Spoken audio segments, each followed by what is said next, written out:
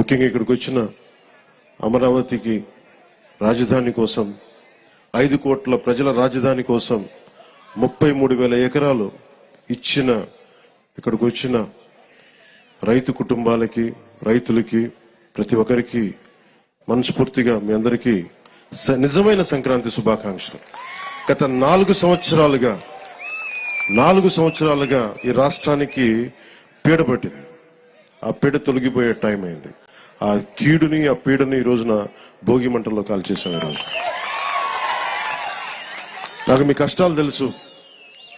ఆ రోజున మన పార్టీ ఆఫీసుకు కూడా మీరు వచ్చి మీ మీద దాడి జరిగి చాలా అనుచితంగా దారుణంగా మిమ్మల్ని లాఠీలతో కొట్టి రైతాంగాన్ని చాలా చాలా బాధ గురిచేసి నాకు కలిచివేస్తుంది.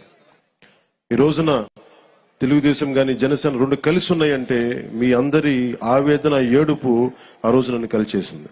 మీ ఆకాంక్షల కోసం ఇందాక మాట్లాడుతూ ఉండగా తల్లి ఎకరం ఇచ్చానన్నా, నేను ఉన్న ఎకరం కూడా పోగొట్టుకుని ఆడబిడ్డలను పెంచుకుంటా ఉన్నానంటే ఆ ఆడబిడ్డకి ఆ అక్కకి ఆ చెల్లికి నేను మాటిస్తున్నాను, అమ్మ మేము ఉన్నాం, మీరు ఇచ్చిన ఈ త్యాగం మేము మర్చిపోం.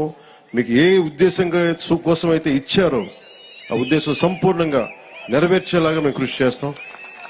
బంగారు రాజధాని నిర్మించుకుందాం ఇక్కడ.